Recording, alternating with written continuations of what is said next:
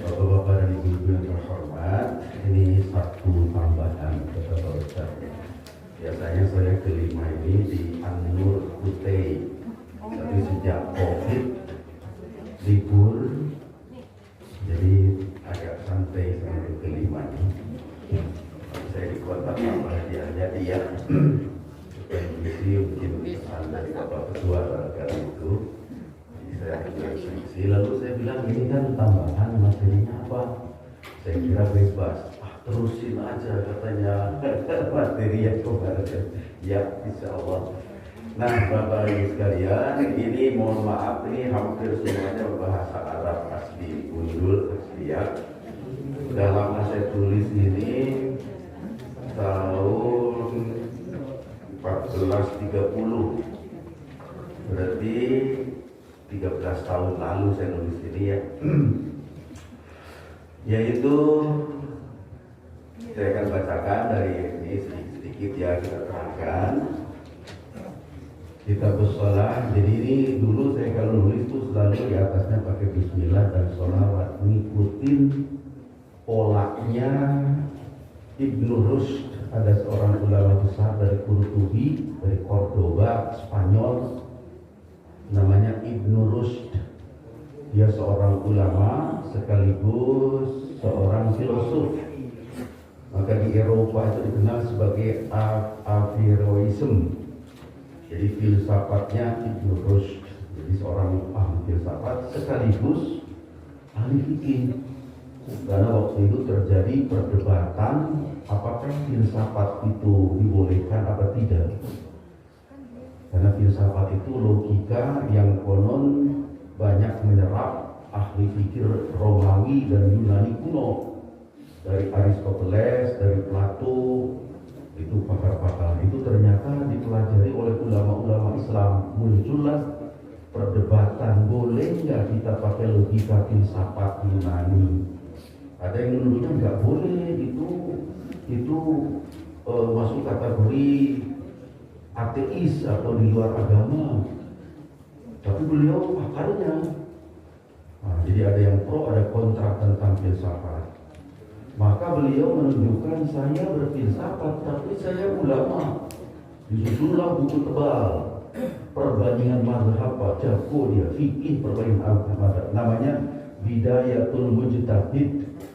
Itu fikih perbandingan mazhab, tulisan beliau ini. Ibnu Rushd Al-Qurtubi. Nah, beliau ternyata buku itu menjadi panduan ulama Islam sedunia. Saya pernah membaca tulisan siapa ya dulu, Ibu ya Hamka atau siapa itu di Sumatera Barat itu, ada orang Sumatera Barat di sini banyak. Nggak bisa jadi kadi atau apa namanya itu hakim agama kalau tidak paham Bidayatul Mujtahid.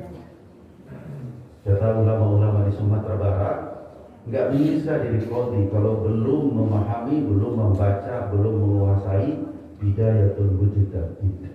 Sampai begitu, karena buku itu, kitab itu bagus, artinya luas cakrawala pemikirannya, mengungkapkan tentang perbandingan mazhab di dalam fikih Islam. Itu menunjukkan dia bukan sembarangan ulama, menguasai berbagai disiplin ilmu. Itulah saya punya kitab itu, setiap perpindahan pasal beliau selalu pakai ini nih. Kalau pindah ke pasal baru, ada tulisan Bismillahirrahmanirrahim wa sallallahu ala sayyidina Muhammad wa alihi wa sallam taslima. Nah itu hubungannya saya pengagumi beliau gitu ya. Jadi setiap pasal pakai itu. Maka dulu saya kalau nulis itu selalu didahului dengan itu, Bismillah dan sholawat di atasnya. Itu hanya pola saja ya. Tentu tidak semua ulama begitu, bisa berbeda-beda inisiatif orang. Yang kita bahas hari ini hayatul julusi fis shalah, tata cara duduk di dalam sholat. Kemarin kan sudah ada yang nanya tuh, termasuk Bapak Ketua ya, nah cara duduk dan sebagainya. Nah inilah sebetulnya kemarin saya kan dari berdiri, ruku, iktidal, sujud, duduknya sekarang. Nah, kan dianggap duduk itu sebetulnya terakhir. Tata cara duduk di dalam sholat. Nah, saya mengutip perbandingan mazhab dulu justru dia. Kan tadi saya katakan ini Ibnu Rus mengungkapkan, tapi juga bukan cuma beliau. Jadi kitab perbandingan agama itu banyak juga. Salah satu tulisan beliau, tapi ada lagi tulisan Al-Jaziri, itu namanya Al-Fiqhu Alal Madzahibil Arba'ah. Itu juga perbandingan mazhab. Ada lagi Rahmatul Ummah fi Ikhtilafil A'immah. Itu juga kitab perbandingan mazhab. Ini untuk membuka cakrawala pengetahuan yang lebih luas. Karena kadang-kadang kita kalau satu versi tahunya nanti ketemu yang beda-beda itu langsung dituduhnya sesat, beda gitu ya. Orang yang berwawasan luas tidak semena-mena menuduh seperti itu. Diperiksa. Maka mohon maaf, ini agak panjang saya mengungkapkan perbandingan mazhab berkaitan dengan cara duduk di dalam sholat. Ini saya kutip dari Kitabul Fiqhi 'alal Madzahibil Arba'ah, jilid pertama halaman 227. Wa minas sunani ayyadha'al musalliyu yadayhi 'ala fakhdayhi bihaitsu takunu ra'su asabi'ahuma 'ala ra'su asabi'ihima 'ala rukbataini halaqal julus mutajjihatan ilal qiblah. Itu dulu. Wa minas sunan, di antara kesunahan salat. Nah, ini kesunahan. Jadi hukumnya salat ini sunah ya. Ayyadhu al-musalliyu, supaya meletakkan orang salat itu yadaihi, kedua tangannya, ala fakhdaihi, di atas pahanya. Itu duduk itu tangannya di sini. Dua-duanya ada duduk ya. Nah, ini kesunahan begitu. Bihaitsu takunu, sekira adanya ra'su asabi'ahima, ra'su asabi', ujung dari jari-jari tangannya itu baik kanan kiri, ala rukbataini, di atas dua lutut. Jadi ujungnya sama dengan ujung lutut. Jadi ujung tangan sama dengan ujung lutut ya. Jadi kalau ibu bapak duduk, kemudian kita praktekkan saja duduknya.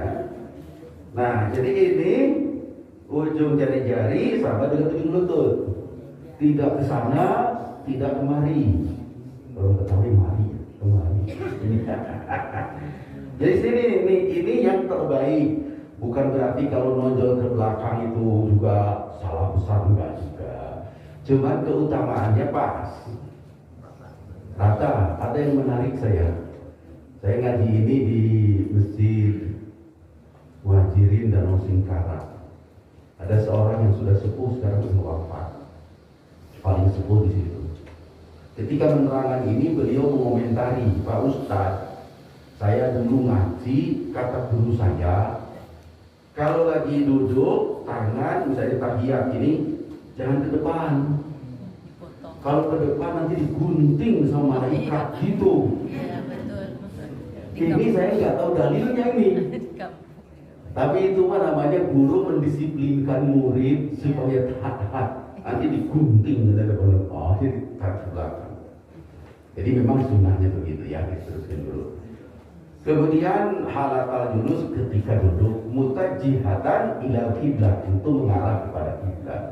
Jadi tangan kita, jadi bukan diiringin begini atau begini, tapi mengarah kiblat ya. Wa hadza hukmu muttafaqun alaih baina Syafi'iyah wal Hanafiyah. Hukum ini disepakati oleh Imam Syafi'i dan Imam Hanafi. Oke. Sekarang rinci di empat-empatnya nih ya. Pertama Al-Malikiyah, madhab Imam Maliki. Jadi yang banyak dianut di Maroko. Kalau dulunya di Madinah, tapi ternyata di Madinah sekarang sudah tidak jarang madhab Maliki. Yang banyak di Afrika Utara, sebelah barat Maroko, Aljazair, banyak mazhab Maliki. Wada'a yadai ala fakhdai manduban la sunnatan. Ada istilah beda nih. Imam Maliki mengatakan meletakkan tangan itu hukumnya mandub, bukan sunnah. Apa bedanya? Sebetulnya hampir sama. Kalau dalam mazhab Syafi'i sama itu, mandub sama sunnah itu. Mandub, mustahab, sunnah itu sama. Tapi mazhab Maliki dibedakan. Kalau sunnah itu lebih diharuskan. Kalau mandub itu anjuran saja. Andai kata tidak persis begitu, masih toleransi. Jadi kata mazhab Maliki, manduban itu adalah anjuran, la sunnatan, bukan sunnah. Sunnah itu berarti lebih ditekankan. Wa yadubul ifdha lirrajuli wal mar'ah, dianjurkan duduknya ifdha, namanya duduknya itu ifdha lirrajuli, bagi wong lanang, wal mar'ati lan wong wedo. Gak boleh bahasa daerah ya, nanti dipecat saya. Oh bahasa Jawa boleh, bahasa Sunda nggak boleh. Kata arteria dahlan. Kok pada tahu aja sih ibu pada senyum itu? Ini rajin lihat kali ya, rajin lihat medsos kali ya gitu. Yang gitu ya. Wa yazaka, kemudian wahwa, yaitu ifdo itu terkito itu wahwa ayyan ala rajlahu ayyan ala rajluhu al yusra, meletakkan kaki sing kiri, kaki yang kiri ma'al aliyah, beserta dengan pantatnya, al yusra yang kiri, al ardi di atas bumi. Nah, jadi kaki kiri didudukin oleh pantat di atas bumi. Nah, ini namanya duduk itu. Kita terusin. Wa yaj'alu qadamal yusra jihata rajul yumna, dan dijadikanlah arah dari kaki kiri itu ke arah kanan. Jadi dilipat arahnya ke sini ya, ujungnya ke sini ya. Nah, didudukin. Nah, wa yansabu qadamal yumna, ditegakkan kaki yang kanan alaiha, di atasnya. Begini tegak. Wa ja'alu batina ibhamil yumna, dijadikanlah dalamnya dari jempol kaki kanan ala arti di bumi. Jadi begini. Jadi sama dengan iftiros. Jadi istilahnya cuma beda, kata Imam Malik namanya duduk ifdo. Tapi duduknya begini. Jelas Bu ya? Jadi ini pendapat Imam Malik, cara duduknya begitu. Lalu tidak disebutkan apakah ini tahiyat awal, apa tahiyat akhir, apa rukun firli. Jadi boleh jadi seluruhnya begini duduknya, mazhab Imam Maliki. Mungkin kalau ibu bapak di Madinah kan ibarat gampang lihat orang itu, kadang-kadang sampai selesai duduknya begini gitu, nggak ada yang kayak gini gitu. Yang rapi begini kan rata-rata orang Indonesia itu. Oh, gini bah Indonesia itu, cakep. Kalau tahiyat akhirnya, tapi banyak yang begini terus kan. Bapak lihat, ibu lihat, begini terus, yang semua duduk begini dia. Nah, mazhab Maliki itu. Oke. Sekarang Al-Hanabilah, mazhab Imam Hambali. Ya, yang sekarang dominan di Saudi. Yakfi fi tahsil sunnah wa al-yadain al-fakhdain biduni ja'ala Rasul asabi ala rukbatain. Kata mazhab Imam Hambali, memadai asal diletakkan saja itu tangan itu di atas dua paha, walaupun ujungnya tidak pas di depan, ke sini sedikit, ke depan sedikit, itu sudah sunnah. Jadi gitu. Kalau yang tadi itu dipasin. Tapi kata mazhab Imam Hambali nggak apa-apa, ke depan dikit nggak apa-apa, ke belakang sedikit. Tapi sunnah di atas ini.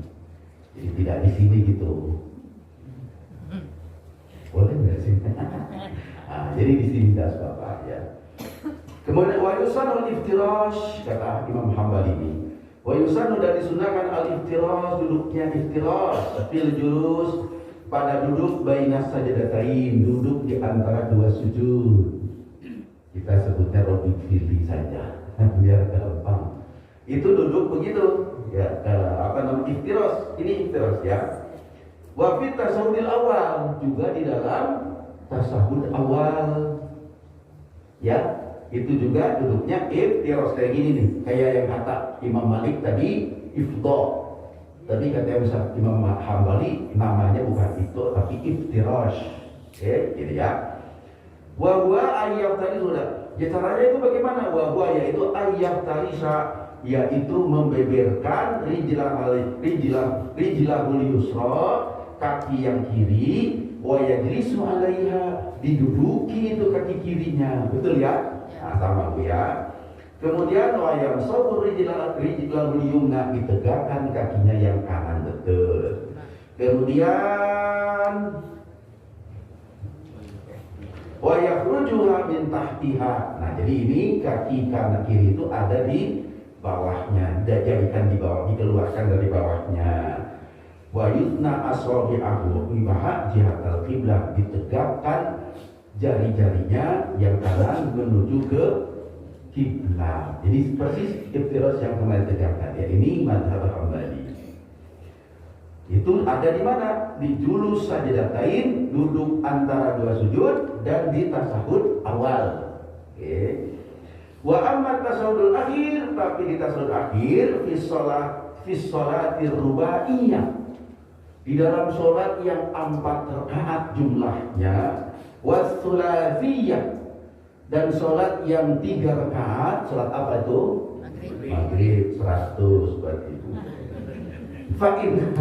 Fa'innahu yusannu lahu tawarruk, maka di duduk tahiyat akhirnya sholat yang 4 rakaat duhur asar isya, dan di tahiyat akhirnya maghrib yang 3 rakaat, maka duduknya tawarruk.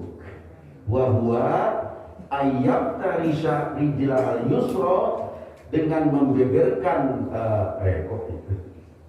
betul gitu ya, yaitu membeberkan kakinya yang kiri, wa yansabu lihajuno, dan ditegakkan kaki yang kanan, wa yakhruju ma'an yaminihi, dan dikeluarkan itu kakinya itu ke sebelah kanannya. Ini ya, ini namanya iftiraq tawarruk ya. Jadi dikeluarkan kakinya ke sebelah kanan. Wa yaj'alu aliyatahu 'alal ardi, dan diletakkan bokongnya itu di atas bumi. Ini namanya tawarruk ya, tawarruk. Nah, terus menghadap Pak Ustadz ngadap sana biar nampak Kalau enggak sopan amat ini namanya iftirosh yang disebut oleh Imam Hambali sama Imam Maliki ya, yang kita sudah terangkan. Ini memang iftirosh, tapi Imam Maliki menyebutnya ini ifdo, nyebutnya sebutannya doang, tapi duduknya begini. Nah, di tahiyat akhir rakaat terakhir sholat 3 rakaat maupun 4 rakaat itu duduknya tawarruk. Tawarruk ini dikeluarkan dari bawah. Jadi duduknya bukan di kaki tapi di bumi duduknya. Lalu yang kaki kirinya diponcorin, dikeluarin ke kanan. Ini namanya duduk terakhir yang disebut dengan duduk tawarruk. Jelas Bu? Ya. Cukup? Saya mau bangun lagi nih. Muter lagi, oke? Ya, gitu kira-kira ya. Nah, itu baru kita bicara 2 mazhab, tapi belum selesai sebetulnya. Karena begini, dalam mazhab Hanafi, tapi di sini nggak dicantum, ada tambahan. Bagaimana tahiyat akhirnya sholat subuh? Itu tanyakan ibu ya. Untung nggak keburu nanya. Sholat subuh kan bukan 3 rakaat, 2 rakaat doang. Taraweh yang 20 rakaat 22. Itu duduk tahiyat akhirnya seperti apa? Dalam mazhab Hambali duduknya itu iftirosh seperti tahiyat awal. Mazhab Hambali, sabar dulu, kita ada mazhab Syafi'i. Beda. Ya, jadi mazhab Hambali itu sholat 2 rakaat itu berarti tidak ada tawarruknya. Jadi iftirosh iftirosh saja karena tahiyatnya cuma sekali dan baru 2 rakaat. Memang sholatnya 2 rakaat, ya. Itu bedanya dalam mazhab Hambali dulu ya. Sekarang kita teruskan ke mazhab Hanafi. Al-Hanafiyatu, mazhab Imam Hanafi. Namanya Imam Nu'man Al-Hanafi. Yusannu lirrajuli ayyaftarisha rijlahul yusra wa yusrul yumna. Ini sama. Disunahkan bagi laki-laki untuk duduk iftiras kaki kiri dan ditegakkan kaki kanan. Wa yuwajjihu asabi'aha nahwal qiblah.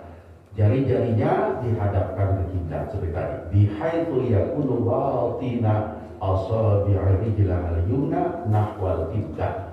Sekira jari-jari atau telapak jari-jari kaki kanannya menghadap kiblat. Jadi tadi yang ditekuk, jadi sehingga jari-jarinya menghadap kiblat ke sana ya. Itu dalam mazhab Hanafi. Biqadril istita'ah, sekira mampu. Jadi ditekuk ini jari-jari supaya menuju ke Ka'bah, ke kiblat, sekedar sesuai kemampuan. Supaya beliau tahu yang asam urat susah, cekot-cekot. Nah, jadi itu berarti kagak mampu. Yang kagak mampu jangan dipaksain. Dipaksain sampai melengki, aku sakit. Nggak usah, kalau sakit ya sudah sebisanya gimana ya. Karena itu hukumnya sunnah. Wa yusannu lil mar'ah, itu bagi laki-laki itu. Ya. Wa yusannu lil mar'ah, tetapi disunahkan bagi wanita mah antatawarraka bi antajisa ala. Bagi wanita mah kata duduknya iftiros, tawarruk. Jadi Hanafi membedakan yang duduk iftiros itu laki-laki. Tapi wanita mah duduknya tawarruk, laki-laki wanita mah begini aja duduknya. Ini mazhab Hanafi, ini pengetahuan dulu ya. Nanti praktek kita terakhir mazhab Syafi'i ya. Nah, kemudian wa tadabul fakhza ala fakhri, lalu letakkan bagi wanita nih duduknya tawarruk di atas bokongnya di atas bumi. Kemudian meletakkan paha di atas paha, begini jadi pahanya. Jadi bukan begini, ngongkong. Ini pahanya itu ditumpuk dengan paha. Mazhab Hambali ini tadawul fakhdu 'ala al-fakhdi wa tajru wa takhruju rijlaha, dikeluarkan kakinya min tahti warqa'al yumna, dari bawah betisnya yang kiri. Ya gini, jadi lebih rapat gitu Bu ya. Wong cewek mah dari mazhab Hanafi hidupnya perempuan begini aja, setiap duduk begini. Kalau laki setiap duduk begini, gitu mazhab Hanafi. Jadi ini sekali lagi tidak memberatkan Bapak Ibu, hanya pengetahuan saja sebagai pembanding. Tapi yang jelas sama-sama duduk ya. Nah, itu misal. Sekarang masuklah ke Asy-Syafi'iyah, mazhab Imam Asy-Syafi'i. Yusannul iftiras, disunahkan duduk iftiras. Wa huwa al-julus ala batni qadamihil yusra, duduk di atas telapak kaki kiri. Nah, telapak kiri kan ini kan ya, didudukin kan? Nah, duduk.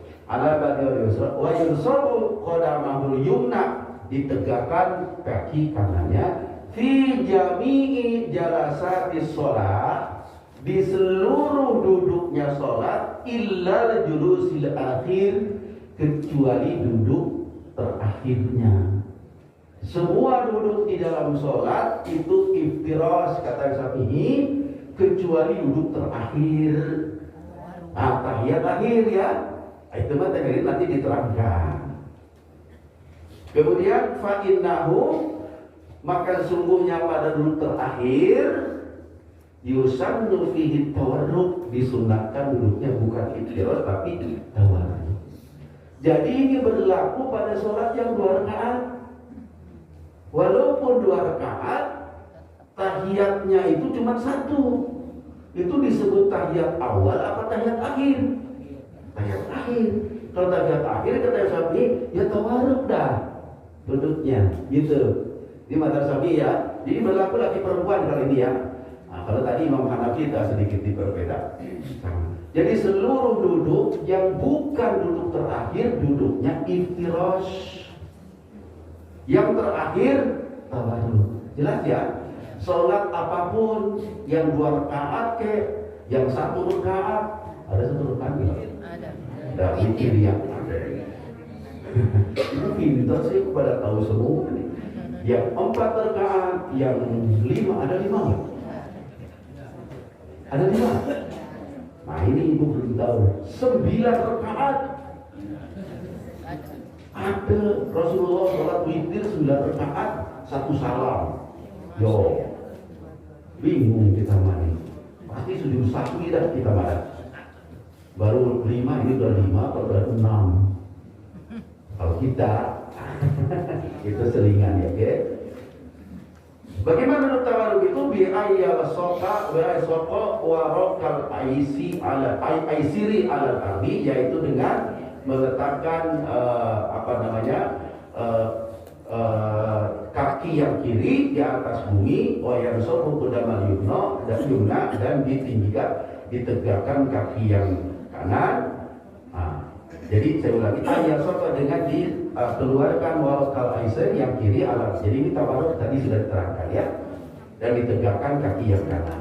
Illa, nah kecuali iza arada ayas juda lisahwi, kalau duduk tahiyat akhirnya itu mau sujud sahwi, lantaran ada yang lupa, maka tahiyat akhirnya itu akan ditutup dengan sujud sahwi. Karena belum sujud sahwi, berarti duduknya tawarruk dulu. Ihtiras dulu. Karena belum tahiyat akhir, belum sujud sahwi. Salah dulu ngomongnya. Udah tua kali ini ngomongnya. Salah dulu. Jadi tahiyat akhir kan mestinya duduknya tawarruk. Tapi mau sujud sahwi. Jadi ihtiras dulu. Kalau sudah sujud sahwi 2 kali, barulah tawarruk, barulah salam, gitu ya. Illa idza arada idza sahwi fa innahu la yusannu lahu tawarruk. Sebelum sujud sahwi tidak dianjurkan tawarruk. Fil julusil akhir, dalam duduk yang akhir, bal yusannu lahu fi hadhil halah al iftiras. Nah, di dalam keadaan seperti tadi, sebelum sujud sahwi duduknya iftiras dulu. Jelas Pak Yabu ya? Nah, semua ini adalah ijtihad atau pendapat mazhab-mazhab yang 4 yang menjadi pedoman sedunia, umat Islam sedunia. Oke. Nah, sekarang panjang nih, saya ngutip hadis ini Bu. 15 hadis. Ini saya tulis tuh gara-garanya nih. Gara-gara temen ngotot ini.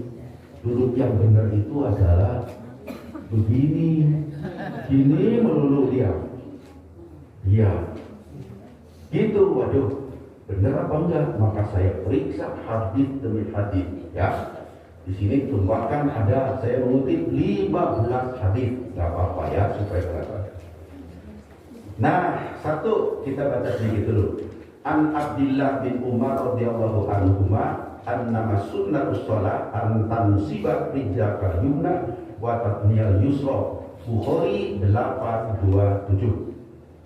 Kata Ibnu Umar bahwa disunnahkan dalam sholat itu, bahwa sunnahnya sholat an tansiba, menegakkan rijlakal yumna, kaki kananmu tegakkan, wa tatniyah, dan beberkan atau duduki al-yusra, yang kiri. Ini namanya tadi iftiras. Hadis Bukhari dari Ibnu Umar. Kedua, an Aisyah, dari Sayyidah Aisyah. Wa kana, kata beliau, adalah Kanjeng Nabi yafrishu rijlah al-yusra, membeberkan kaki yang kiri, wa yursibu rijlah al-yumna, menegakkan kaki yang kanan. Jadi menerangkan tentang duduknya Rasulullah SAW. Ini iftiras semua. Ketiga, an Abdillah bin Zubair. Ini sahabat Rasul semua. Radhiyallahu, karena hadisnya agak panjang, saya kasih titik-titik ya, benar panjang.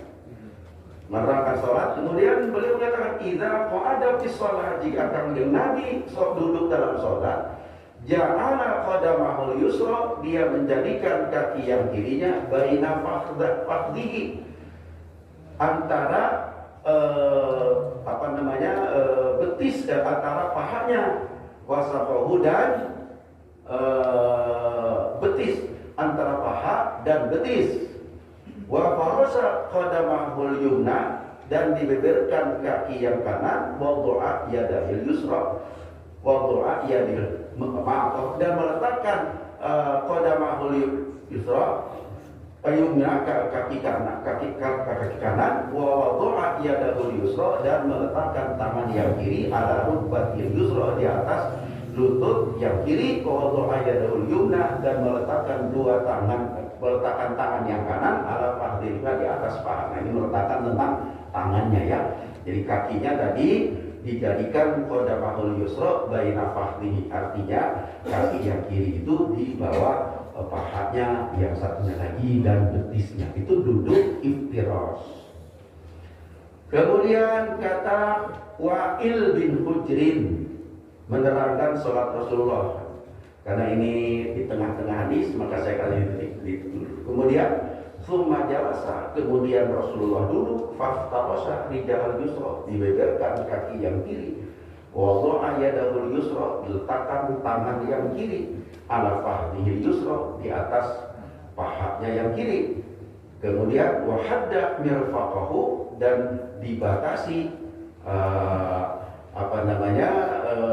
sikut al-ayman yang kanan, ala fahdihil yumna, di atas paha yang kanan juga. Nah, jadi ketika meletakkan ini, kalau diperkirakan ini sikutnya ada di atas pangkal pahanya. Itu cara Rasulullah. Itu menurut Wa'il bin Hujrin. An Abdullah bin Umar, dari Abdullah bin Umar lagi, sunnatus sholat, disunahkan sholat atau sunnahnya sholat, antan siba rijlakal yumna, menegakkan kakimu yang kanan, watatnya rijlakal yusra, dan membeberkan kakimu yang kiri. Riwayat Imam Abu Daud. Dari Abdullah bin Umar juga, min sunnati sholat antun ji'a rijlakal yusra wa tunsibal yumna. Semua maknanya sama nih. Tunji'a itu meletakkan rijlakal yusra, kaki yang kiri, wa tansibah, dan menegakkan al-yumna yang kanan. Rawahu Abu Daud. An Ibrahim, dari sahabat Rasul yang bernama Ibrahim, karena Nabi sallallahu idza jalasa fi shalah iftarasa rijal yusra hatta suwadda dhahru qadami. Jadi membeberkan kaki yang kiri sampai mendekati atau ke arah betisnya, di atas punggung kaki kanan, telapak kakinya. Abu Daud 963. An Abi Humaid, summa yaqulu Allahu Akbar wa yarfa'u wa yathna rijlahal yusra. Rasul itu dalam sholat mau duduk mengucapkan Allahu Akbar, kemudian mengangkatkan wa yuthna rijlahal yusra, dan membeberkan kaki yang kiri. Kemudian fa biqu'udu ma'alaiha, maka begitulah cara duduk Rasulullah. Dari Aisyah, wa kana yaftarisu rijal yusra, beliau ada kata Aisyah adalah Rasulullah membeberkan kaki yang kiri. Ibnu Majah 893. Dari Ali bin Abi Thalib, la tuqi baina sajdatain. Nah, ini yang menjadi masalah nih. Riwayat Imam Ibnu Majah, kata Imam Ali, la tuqi baina sajdatain. Jangan duduk iqa yang tadi saya kasih contoh. Kata Imam Ali, jangan duduk iqa di dalam antara dua sholat. Tapi justru orang-orang ada yang duduknya begitu. Tapi kata Sayyidina Ali, jangan. Ya, terus ini hadis riwayat Imam Ibnu Majah. Masih dari Imam Ali, Ibnu Majah 895, la taqi iqa al-kalbi. Jangan duduk iqa seperti iqanya anjing. Jadi duduk yang kata di itu, kata Imam Ali itu mirip duduknya anjing. Nah, cuman ini itu duduk begini, mohon maaf, ini dianggap kayak duduk anjing. Nah, tetapi ada yang bertegas, itu kalau tangannya di bawah. Kayak anjing ya? Ini mirip anjing kan? Tapi kalau begini mah enggak ya. Tapi boleh jadi waktu itu ada yang begitu duduknya. Maka Imam Ali mengatakan jangan begitu duduknya tuh. Nah, duduk ikam gitu. Nah, ini. Jadi kata Imam Ali dalam hadis ini, la taqi, jangan kamu duduk iqa al-kalbi, seperti duduk ngongkongnya anjing.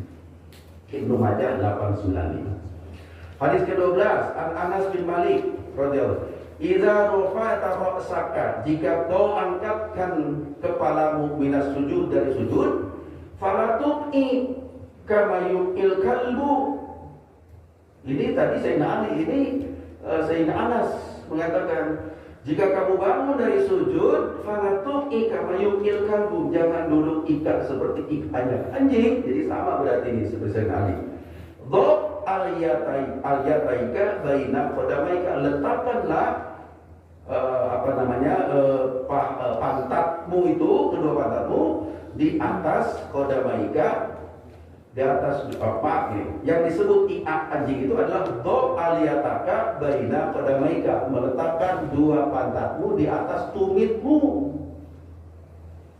Wa alzim dhafira qadamaika bil ardi, lalu ditegakkan kaki kananmu di atas bumi. Itu menjadi yang disebut iqa, yang seperti saya katakan tadi. Jadi pantatnya ditahan oleh tumit dua-duanya. Itu kata Sayyidina Anas bin Malik. Itu yang kata beliau jangan.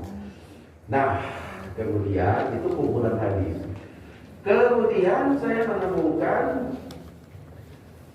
bukan hadis tapi judul. Jadi di dalam kitab Imam Tirmidzi, kitab hadis Imam Tirmidzi ada judulnya begini, Babu ma jaa fi karahiyatil iqa'i bainas sajdatain. Ini bab menerangkan tentang makruhnya duduk iqa di antara dua sujud. Jadi langsung Imam Tirmidzi dijadikan judul bahwa iqa itu adalah makruh. An Ali bin Abi Thalib qala li Rasulullah telah berkata kepada kami Rasul, ya Ali, wahai Ali, uhibbu laka ma uhibbu li nafsi, aku sayang padamu seperti aku sayang pada diri sendiri. Wa akrahu laka ma akrahu li nafsi, dan aku tidak suka kepadamu seperti aku tidak suka kepada diriku sendiri. La tuqi bainas sajdatain, jangan duduk iqah di antara dua sujud. Hadis riwayat Imam Tirmidzi di bawah judul Babu ma jaa fi karahiyatil bainas sajdatain, ya. Ini ada di hadis Imam At-Tirmidzi. Kemudian ada catatan dari Imam Tirmidzi-nya, wala amalu hadzal hadis an aktsari ahli ini yaqra'una iqah. Terhadap hadis ini para ulama, mayoritas ulama mengatakan duduk iqah itu makruh gitu. Ini ada di hadis riwayat Imam Tirmidzi, ya. Jadi hadis yang paling banyak diambil hukum itu ada 6. Bukhari, Muslim, Abu Dawud, Nasa'i, Tirmidzi, Ibnu Majah. Sering disebut dengan kutubus sittah. 6 kitab hadis induk, ya. Nah, itu totalnya yang 6 itu sekitar 35.000 hadis isinya itu, dari yang 6 itu, ya. Kemudian ke-14 ada lagi, ini adanya di kitab Tirmidzi juga. Babu ma jaa fir rukhsati fil iqah. Kalau tadi makruhnya duduk iqah. Yang sekarang apa? Rukhsah. Rukhsah itu apa? Dispensasi. Boleh sih boleh gitu, walaupun tidak biasa tapi sah-sah aja. Rukhsah itu. Rukhsah itu kebalikan dari azimah. Ini dalam ilmu fikih, dalam usul fikih ada azimah, ada rukhsah. Kalau azimah itu ketetapannya, rukhsah itu adalah dispensasinya, kebolehannya. Maja fil rukhsah fil iqah. Ini adalah bab tentang dibolehkannya atau ya dibolehkan, kebolehannya duduk iqah. An-Tawus, dari seorang ulama tabi'in bernama Tawus. Qulna, aku berkata, kata Imam Tawus, li Ibni Abbas, ke Ibnu Abbas, fil iq'a, berkaitan dengan iq'a al qadamain, di atas dua tumit. Qala, maka berkatalah Ibnu Abbas, ia as-sunnah, itu termasuk sunnah. Fakulna, lalu aku berkata lagi, inna lanarahu jafa'an lirrajul, tapi orang-orang tidak suka. Aku lihat orang-orang tidak suka duduk seperti iq'a itu, kata Imam Tawus ke Ibnu Abbas. Karena Ibnu Tawus itu adalah tabi'in, tidak ketemu Rasulullah. Qala, Ibnu Abbas mengatakan, bal hiya sunnatun nabiyyikum. Nah, sunnatun nabiyyikum, dia termasuk sunnah Nabi kalian, kata Ibnu Abbas. Jadi rupanya begini, sepeninggal Rasulullah, orang-orang, para ulama yang umur yang sahabat itu berbeda-beda tentang iq'a. Ada yang melakukan, ada yang rata-rata tidak suka. Sehingga bertanyalah ke Ibnu Abbas, orang-orang kok tidak pada suka duduk iq'a itu, hampir tidak ada. Tapi kalau iq'a bagaimana? Nah, Ibnu Abbas menjawab, oh itu termasuk sunnah, menunjukkan boleh, gitu ya. Jadi jangan bertengkar juga ini kepada orang yang begitu. Oh boleh, katanya. Tapi itu tidak lazim, ya, bukan kebiasaan, gitu. Kalau Abu Isa tentang hadis ini, kata Abu Isa itu Imam Tirmidzi, Pak. Jadi julukannya Imam Tirmidzi itu Abu Isa. Kalau Abu Isa berkata hadisun hasanun, hadis ini hasan, jadi tidak dhaif. Waqad dhahaba ba'du ahli ilmi, telah mengambil sebagian ahli ilmu ila hadzal hadis, terhadap hadis ini, min ashabin Nabi sallallahu alaihi wasallam, dari para sahabat Nabi, la yarawna bil iq'a, tidak terlihat di antara mereka melakukan iq'a baksan karena dianggap tidak baik. Wa huwa qaulu ba'du ahli Makkah, itu sebagian dari kaulnya, kaul itu pendapat ulama Mekah, min ahli fiqhi wal ilmi, di antara ahli fikih dan ulama-ulama di Mekah. Jadi ulama-ulama Mekah tidak suka duduk iq'a gitu. Tapi Ibnu Abbas mengatakan tidak apa-apa kalau contohnya begitu juga. Wa aktsaru ahli ilmi, mayoritas ahli ilmu, yukrahuna iq'a bainas sajdatain. Mayoritas ahli ilmu menganggap makruh duduk iq'a di antara dua sujud. Ini saya kutip dari Kutubus Sittah yang tadi saya katakan, kumpulan hadis yang 6, jumlahnya 35.000 hadis. Saya kebetulan dapat kitab itu di Madinah. Waktu umroh pertama saya ke Madinah, dari masjid mau ke hotel, lewat toko kitab, lihat-lihat kok ada kitab tebel amat di atas, taruh di atas. Kitab apa? Saya lihatin Kutubus itu, wah cakep, Kutubus Sittah. Terus Al-Bukhari, Sahih Bukhari, Sahih Muslim, Tirmidzi, nah.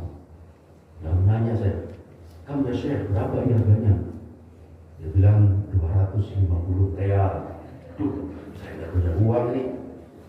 Saya pura-pura, padahal nggak punya duit ya. Lalu saya bilang, saya cuma ada 100 real, harganya 250 real, 100 real. Ya baru begitu halal, tapi halalnya nanti harus dibayar. Akhirnya udah dibawa Pak, dari 250 ke 100 real. 250 itu kalau kali 4, 1 juta harganya ya. Kalau 4.000 itu 1 juta. Saya suruh bawa saja, saya pulang. Tapi kan itu belum akad kredit ya Kak, gitu. Bukan ijab kabul, cuma suruh bawa saja gitu. Saya kasih 100 real, suruh bawa dong, tapi belum ijab kabul serah terima, berarti belum beres nih. Nah, kira-kira besoknya saya lewat lagi situ, saya lunasin. Alhamdulillah saya punya uang, saya lunasin. Itu oleh-oleh umroh pertama itu. Sampai sekarang kok baik itu, ternyata orang Arab itu baik ya. Makanya jangan diledek taklun segala macam. Orang baik itu, bayangin itu Padahal baru kena, saya juga baru ke situ. Kok mau? Padahal andai kata saya kabur, andai kata saya tidak bayar, bisa aja itu. Tapi suruh bawa itu. Itu saya pengalaman sampai sekarang masih terbayang. Itu kutubus sittah, ya. Saya nggak lihat di Indonesia kitab itu, gitu ya, yang dikumpulkan jadi sekaligus. Jadi satu jilid itu untuk bapak, jadi kayak apa ya? Itu besar. Jadi kalau bapak diletakkannya sendiri nggak bisa diberdiri karena besar. Nah itu saya dapat rezeki banyak dari itu, manfaat betul sampai sini ya. Itu umroh pertama. Nah ini kitab Kutubus Sittah halaman 1666. Itu catatan yang saya tuliskan ya. Jadi kesimpulannya iqna itu adalah boleh-boleh saja, tapi bukan kebiasaannya. Yang biasa itu tadi duduk, iftiros dan tawadhu. Oke ya. Sekarang satu lagi dah. Jadi Imam Muslimnya nih ada tulisan apa? Bab jawazul iqna ala aqibain. Nah ini kalau tadi mengatakan makruh kata Imam Tirmidzi ya. Nah, makruh, tapi rukhsah. Imam Muslim judulnya apa? Babu jawazil iqna'i ala aqibain. Dibolehkan atau bab dibolehkan, jawaz itu boleh ya. Dibolehkan iqna' ala aqibain di atas dua tumitnya ya. Anto musyaqulu qulna li Abbas bil iqna' ala qadamain faqala iya as-sunnah. Faqulna lahu inna lanarahu jufadir rajul. Faqala Ibnu Abbas bal hiya sunnatun Nabi sallallahu alaihi wasallam. Rawahu Muslim 1198. Jadi hampir sama dengan yang di Imam Tirmidzi. Saya hanya mempertegas saja bahwa dari sisi cara duduk sholat itu yang jelas riwayatnya sangat banyak adalah seperti Imam Syafi'i menjelaskan ya. Jadi ada iftiros, ada tawadhu. Andai kata iqna' itu pun dibolehkan walaupun belum bukan kebiasaannya. Okay. Nah, yang tadi Arab melulu semua, sekarang huruf lazim. Kesimpulannya bagi kita semua, takut ibu, waduh saya lupa lagi tadi maknanya yang Arab itu apa ya. Nah ini aja dah, kesimpulannya aja gampang ini. Nah ya, karena kan namanya ngaji, ya udah saya kasih semuanya. Cara duduk dalam sholat, mazhab Maliki, MZ itu mazhab ya, singkatan saja. Mazhab Maliki dianjurkan ifdho, yaitu kaki kiri dilipat di bawah pantat, diletakkan di bumi, diarahkan ke kaki kanan, sementara kaki kanan ditegakkan dengan telapak ibu jarinya di atas bumi, dua tangan diletakkan di atas paha-pahanya. Itu mazhab Maliki. Mazhab Hambali disunahkan iftiros pada saat duduk di antara dua sujud dan tasyahud awal, yaitu membeberkan kaki kiri lalu duduk di atasnya, ujung kaki kiri di bawah kaki kanan yang ditegakkan dengan mengarahkan jari-jarinya ke kiblat. Pada tasyahud akhir disunahkan tawadhu, yaitu membeberkan kaki kiri dan mengeluarkannya di bawah kaki kanan yang ditegakkan, sementara kedua pantat diletakkan di bumi. Kedua tangan sunnah diletakkan di atas paha-pahanya. Mazhab Hambali. Mazhab Hanafi disunahkan bagi laki-laki membeberkan kaki kiri, sedangkan kaki kanan ditegakkan dengan mengarahkan jari-jarinya ke kiblat sesuai kemampuan. Bagi wanita sunnah tawarruk, duduk di atas dua pantat serta menempelkan paha dengan paha dan mengeluarkan kakinya di bawah pangkal paha kanan. Mazhab Syafi'i. Maka saya kasih contreng karena kita ini supaya seragam, pakai mazhab Syafi'i saja. Disunahkan iftiros, yaitu duduk di atas telapak kaki kiri dengan menegakkan kaki kanan. Ini untuk semua duduk dalam sholat kecuali saat tahiyat akhir. Pada tahiyat akhir disunahkan tawadhu, yaitu meletakkan pangkal paha kiri di atas bumi,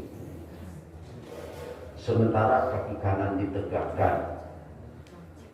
Namun jika tahiyat akhir akan sujud sahwi, sunnah iftiros.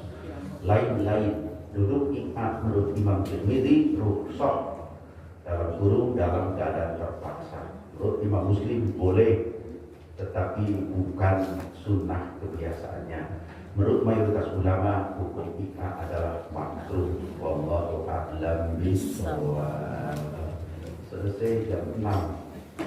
Habis. Pas.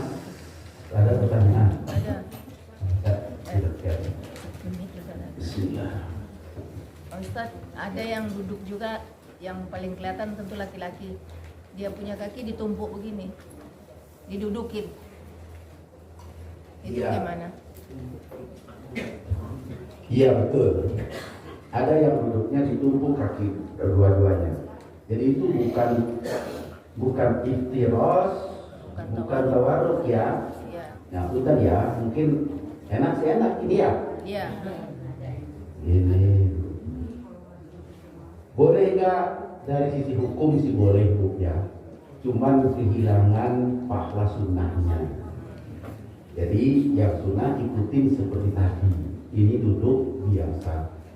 Jadi selain duduk yang tadi, selain iftiros tawarruk, itu disebutnya julusul adat, duduk adat, duduk kebiasaan.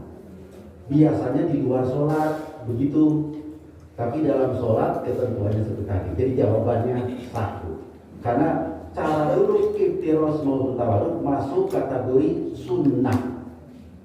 Nanti insya Allah setelah saya menerangkan tentang rukun-rukun sholat, nanti akan ada uraian lagi sunnahnya. Ada dua macam, sunnah ab'ad sama sunnah hay'ah. Ternyata memilih cara duduk iftiros dan tawarruk masuk kategori sunnah hay'ah. Jadi andai kata selisih dengan cara itu tetap sholatnya sah, gitu Bu ya. Jadi jawabannya itu tetap sah, tapi kehilangan pahala kesunahan sesuai dengan contoh tadi. Tapi duduknya atau sholatnya dianggap sah saja. Gitu. Terima kasih. Ya. Ada lagi? Oh, Bapak ada Ibu dulu. Ibu dulu ya, kasihan belum tahu. Ya, silakan.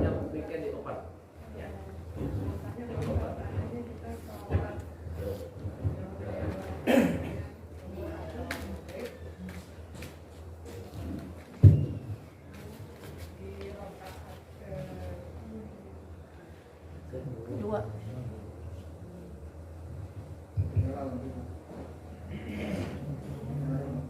Di rakaat ketiga atau keempat kita baru teringat belum melaksanakan tahiyat awal. Itu apa yang kita lakukan Ustaz? Sudah rakaat ketiga, kita ingat, kita sadar bahwa belum tahiyat awal. Ya. Nah, sebetulnya nanti babnya nanti tuh dari tahiyat awal. Enggak apa-apa. Tahiyat awal itu hukumnya sunnah ab'ad. Sunnah ab'ad itu sunnah menyerupai rukun. Tapi sunnah. Jadi kalau ibu sudah rakaat terakhir ternyata ingat, aku nggak tahiyat awal ya, gimana balik lagi? Nggak usah. Kalau balik lagi ke tahiyat awal batal malah. Yang sunnah yang sudah kelewat sudah saja gagal. Sudah lewat. Cuman, nah sunnah nanti sebelum sahih ya. Jadi sebelum selesai sholat, sudah selesai tahiyat, belum salam, sujud 2 kali, namanya sujud sahwi, karena tadi lupa tidak tahiyat awal. Tapi tidak boleh balik dulu ke tahiyat awal. Jangankan ingatnya sudah tahiyat akhir, ingatnya sudah berdiri saja tidak perlu. Jadi tahiyat rakaat kedua itu habis sujud ya, mestinya kan tahiyat awal, ini main berdiri aja. Allahu Akbar, sudah begini, turun lagi, jangan. Karena sudah masuk ke rukun berikutnya.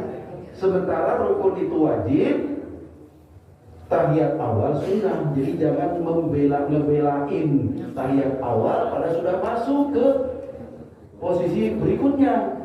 Tapi kalau baru masih segini nih, belum tegak ya, separuh berdiri, ingat duduk lagi boleh. Boleh, karena belum sampai ke rukun berikutnya. Tapi kalau sudah berdiri tegak sempurna, nggak usah balik lagi. Karena itu adalah sunnah. Lewat saja kalau yang sunnah kelewatan. Nah, tinggal nanti sujud sahwi sunnah. Jadi sujud sahwi hukumnya juga sunnah. Kalau saya nggak sujud sahwi Pak Ustaz, terus saya tanya, nggak apa-apa. Cuman tidak punya pahala tahiyat awalnya. Itu aja. Itu kan pelengkap. Di tahiyat awal itu sunnah, mungkin istilahnya pelengkap, bukan pokok. Begitu Bu ya. Menekankan kan begitu sudah tahu nih salah dan mau sujud sahwi, berarti duduknya harus iftiros.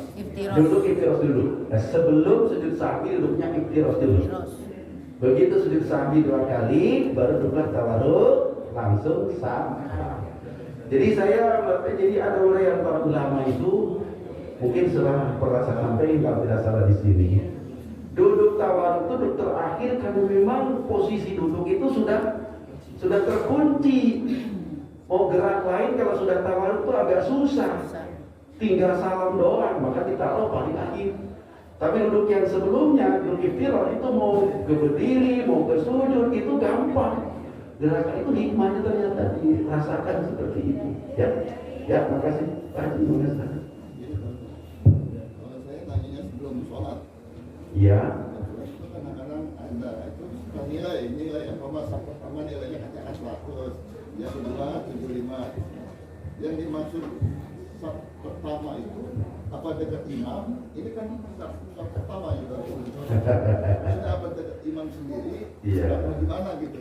Ya, khusus untuk berjamaah ya, berjamaah laki-laki terutama ya. Ada beberapa hadis, antara lain para malaikat mengucapkan sholawat kepada saf yang paling depan. Yang kedua, para malaikat mengucapkan sholawat kepada saf sebelah kanan. Itu hadisnya berapa itu? Nah, paling depan maksud tentu dekat ke imam dan saf paling depan. Kemudian sebelah kanan itu prioritas juga di antara saf yang ada. Orang kanan itu lebih besar nilainya. Tetapi tentu jangan dibiarkan kanan doang lalu sana nggak ada yang isi. Yang namanya saf pertama sebelah kiri tetap lebih utama daripada saf kedua. Nah, kita berebut. Nah, lalu dekat ke imam, betul juga bahwa orang dekat ke imam lebih bagus, gitu ya. Jadi itu ada ada beberapa keterangan tentang hierarki keutamaannya. Dekat ke imam, saf pertama pasti paling dekat. Ya, tapi kan panjang. Ngebelain dekatnya lalu kedua, apa tetap sini? Tetap sini, ya. Tetap yang pertama lebih utama, walaupun saf kedua misalnya lulusan imam, kan dekat itu kalau dipakai ukuran lebih dekat. Tetapi saf pertama lebih utama dari saf kedua, tetap begitu. Jadi jangan nanti sana kosong, saya pilih di sini karena dekat sini. Isi dulu yang depan. Yang depan tetap lebih utama dari saf kedua, walaupun saf kedua jaraknya ke imam lebih dekat. Itu dari sisi keutamaan, begitu ya. Kemudian setelah yang pertama baru berturut ke belakang, gitu. Jadi keutamaannya tetap saf depan, walaupun panjang sampai sana, tetap lebih utama daripada saf kedua. Dan seterusnya saf kedua lebih utama dari saf ketiga dan seterusnya. Gitu. Jadi yang disebut dekat ke imam itu ukuran safnya, begitu. Tambahan Ya.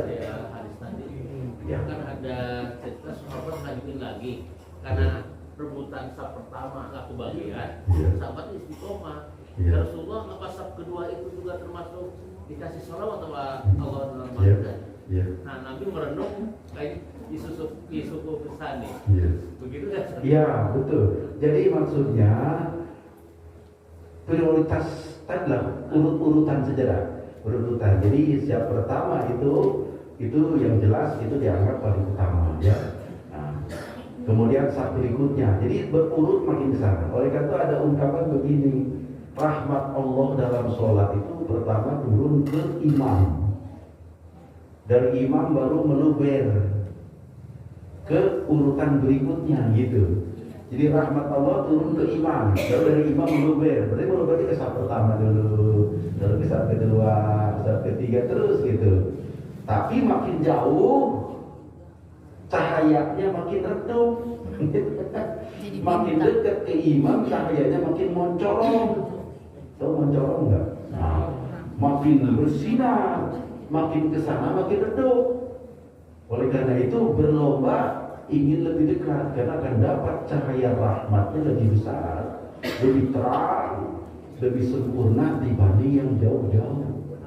Nah, tapi bapak-bapak, tapi jahit kamu enggak ya? Banyak yang senang nyender pak di masjid lain, nyender di belakang, di depan masih kosong gitu ya. Padahal itu rezeki itu, yang kosong depan rezeki itu udah diambil, pilih nyender. Nah, padahal itu kalau diambil rezeki besar. Gitu. Kalau ibu gimana? Kenapa? Kalau ibu kan Nah, kalau ibu-ibu itu agak berbeda. Pertama memang kalau ada bapak-bapak pasti imamnya laki-laki itu dulu.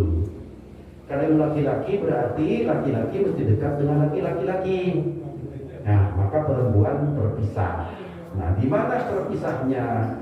Kalau macam ini, kalau tidak ada lantai atas misalnya, ibu-ibu paling belakang sudah betul ya. Jadi zaman Rasulullah urutan saf itu saf setelah imam, saf bapak-bapak. Setelah bapak-bapak, anak-anak. Setelah anak-anak, ibu-ibu gitu. Itu urutannya. Jadi ada ungkapan bapak-bapak yang terbaik paling depan, ibu-ibu yang terbaik paling belakang. Jadi ada ungkapan begitu. Jadi ibu-ibu yang terbaik itu paling belakang. Tapi kalau diisi paling belakang nanti mentok di pintu, nggak ada yang masuk. Itu kalau pintunya di samping. Kalau pintu di samping, isi belakang dulu, baru berikut ke depannya.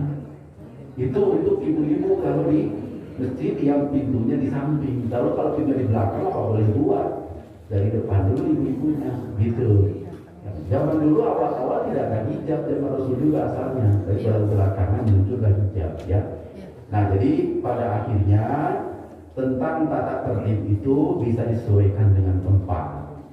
Mungkin ibu-ibu yang pengalaman di Madinah itu kan ada ruangan khusus ya, nggak kelihatan sama sekali oleh bapak-bapak karena tinggi dindingnya, dinding jati itu kayu, nggak kelihatan.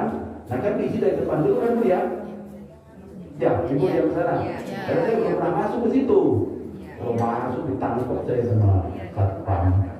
Nah, di depan dulu nggak apa-apa karena posisi ruangannya seperti itu. Tapi ketika campur dengan bapak kayak sekarang, maka yang paling belakang paling utama. Gitu ya. Yang di depan itu berkurang nilainya. Kalau seperti ini karena yang depan akan lebih dekat ke bapak-bapak. Maka lebih jauh lebih bagus kalau sedang sholatnya campur. Tapi kalau ada ruangan khusus, silakan itu atas sendiri tak apa-apa.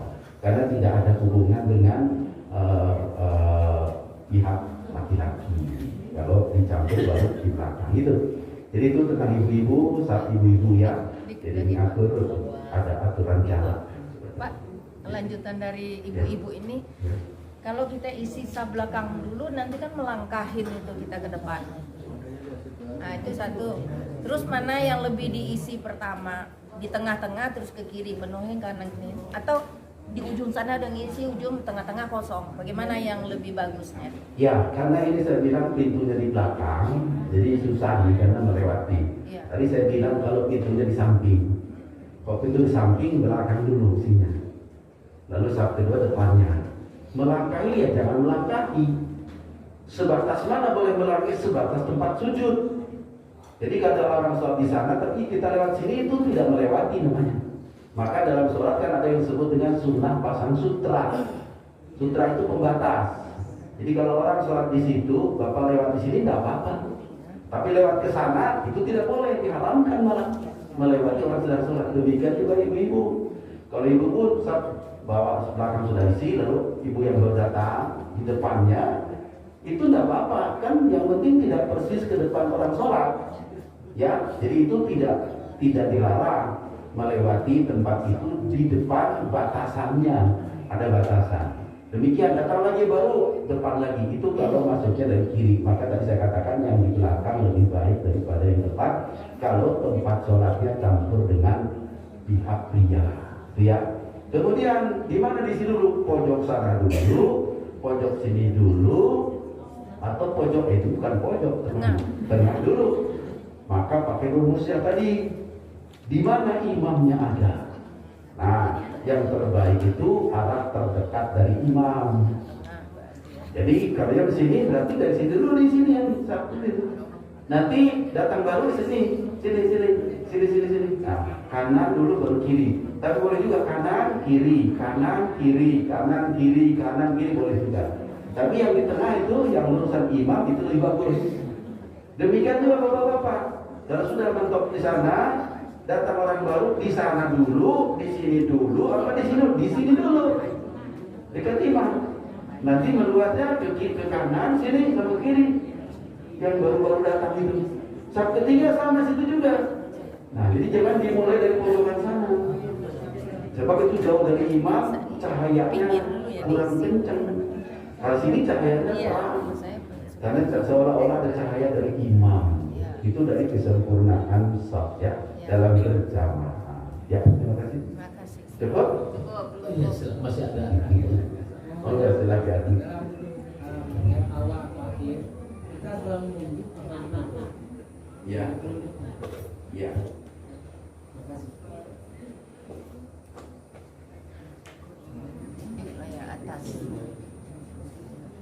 Allah. Isyarat telunjuk itu juga nanti ada di bab tentang sunnah ya, hayatus sholat. Tadi kan duduk meletakkan tangan di paha ya, setiap duduk. Dalam duduk antar sujud juga di sini, dalam tahiyat juga di sini tangannya. Dalam antar sujud tentu biasa begini saja. Ketika tahiyat awal tahiyat akhir itu ada kesunahan, isyarat khusus, isyarat ketauhidan, yaitu dengan mengangkatkan telunjuk. Ini isyarat ketauhidan Allah Maha Esa. Kapan itu diisyaratkan? Di sini nanti muncul perbedaan mazhab lagi Pak. Ada yang dari awal sudah diginiin, ada yang digerak-gerak. Geraknya juga ada yang gini, ada yang gini, ada yang muter. Itu ada di tahiyat awal sama tahiyat akhir. Tapi dalam mazhab Syafi'i, ketika duduk untuk tahiyat jangan diisyaratkan, tapi sudah dikepalkan. Yang kiri mah belum, ke kiri mah beber aja. Tapi ini sudah dikepalkan dari pertama duduk, tapi belum diisyaratkan. Nanti ketika illallah baru diisyaratkan sebagai Maha Esa. Gitu loh. Itu mazhab Imam Syafi'i. Sebab ada mazhab lain dari awal sudah begini-begini terus nih. Jadi waktu asyhadu an la ilaha begini juga dari awal. Nah ya, nanti saya insya Allah nanti kita terangkan apa ini hikmahnya, apa maknanya. Karena sholat itu ada perkataan, ada perbuatan. Dua-duanya punya makna. Jadi kata-kata ada makna, perbuatan ada makna juga ternyata. Maka ada makna apa dari gerak telunjuk pada saat tahiyat itu? Nah, para ulama mengatakan itu tadi saya katakan itu adalah isyarat ketauhidan. Maka Imam Syafi'i mantap kalau begitu isyaratnya ada pada kalimat illallah. Karena itu makna tauhid. Asyhadu an la ilaha illallah. Aku bersaksi tidak ada Tuhan selain Allah yang Maha Esa. Gitu. Jadi adanya di situ dalam mazhab Syafi'i. Mazhab yang lain dari awal sudah gerak-gerak. Tapi nampaknya untuk ditinjau dari sisi makna isyarat namanya tidak prop gitu. Kalau di awal itu kan belum ada ungkapan ketauhidan. Ya, nah itu tentu ada alasannya, hadis-hadis tertentu ya. Dari Syafi'i adanya di kalimat tauhid. Asyhadu an la ilaha illallah. Ketika asyhadu sudah diangkatkan, illallah sudah diisyaratkan. Begitu Pak ya. Insyaallah nanti kita ketemu lagi dalam hayatus sholat. Hayatus sholat itu adalah sunnah-sunnahnya dalam sholat. Itu sangat banyak. Hayatus sholat itu sunnah hayatnya banyak. Kalau sunnah abad sedikit, sunnah hayat itu banyak sekali. Nah, mungkin itu panjang nanti. Ya, terima kasih. Baik, Bapak sudah dulu ya. Ya, kalau sudah terima kasih dari saya sekian dulu. Hadanallahu ya subhanahu wa ta'ala. Subhanallah wa bihamdihi. Asyhadu an la ilaha illa anta Baik. Sallallahu alaihi wasallam Muhammad wa ala alihi wa ashabihi ajma'in. Walhamdulillahirabbil alamin. Assalamualaikum warahmatullahi wabarakatuh. Waalaikumsalam. Demikian Bapak dan Ibu sekalian jamaah, kalau kajian fikih memang melebar karena banyak mazhab, kemudian juga kita juga peragaannya di setiap hari juga kontaknya ada mazhab mana masuknya gitu, apakah fikih atau bagaimana saja. Nah untuk itu tetap kalau fikih itu berseri Bapak dan Ibu, jadi kalau bisa mah ya jangan tertunda. Tentulah satu poin saja itu berapa kita ini dikali. Nah, untuk itu berseri terus menerus istiqomah mempelajari fikih, ikut terus setiap Sabtu kedua dan keempat. Untuk itu saya mengajak jamaah supaya lebih memperbaiki ibadah kita kepada Allah Subhanahu wa taala. Itu saja Bapak dan Ibu, kurang lebih maaf. Terima kasih kehadirannya ini semangat. Semoga Allah mengubah ibadah kita dengan baik. Ya, sekian kurang lebih maaf. Assalamualaikum